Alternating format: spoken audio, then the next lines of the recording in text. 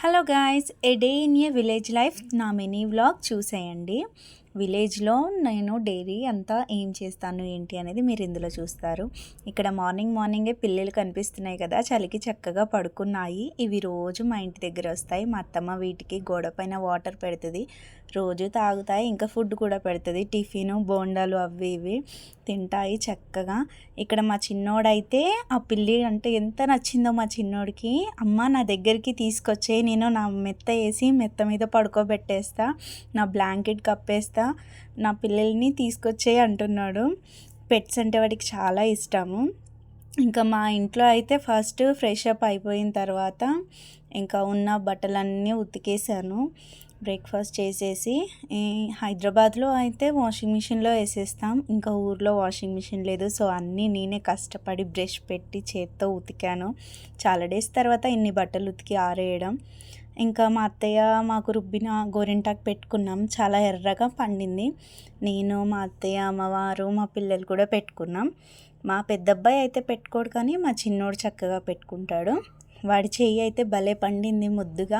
చూపించరా అంటే చూపించను అని ఏడుస్తున్నాడు కావాలని.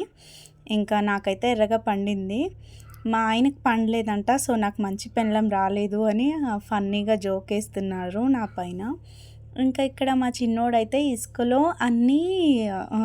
అవన్నీ తెచ్చుకున్నాడనమాట, శంఖాలు అవన్నీ, షెల్స్ అన్నీ. వీడు ఎప్పుడు ఇసుకలో ఆడలేదు, ఇంకా ఇక్కడికి వచ్చాక చాలా బాగా ఇసుకలో ఆడుకుంటున్నాడు. మా అత్తయ్య వాళ్ళ ఇంటి వెనకాల ఇసుక అయితే ఉంది, ఇంకా ఇసుకలో ఆయన్ని ఏరుకొని జమ చేసుకుంటున్నాడు, హైదరాబాద్ తీసుకెళ్ళి ఆడుకుంటానని. అయితే ఎక్కడ చూసినా కూడా ములక్కాయ చెట్లే ఉంటాయి, కానీ ఇక్కడ ఎవరు ములక్కాయలు తెంపుకోరు. ఈ ములక్కాయలు అయితే భలే కాస్తున్నాయి. ఎక్కడ పడితే అక్కడ మునగ చెట్లే ఉన్నాయి.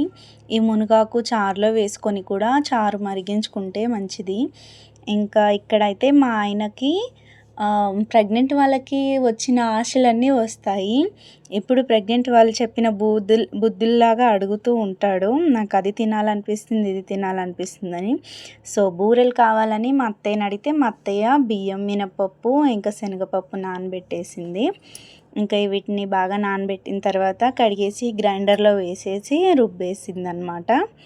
మా కోసం అయితే వేడివేడిగా బూరెలు వేసింది.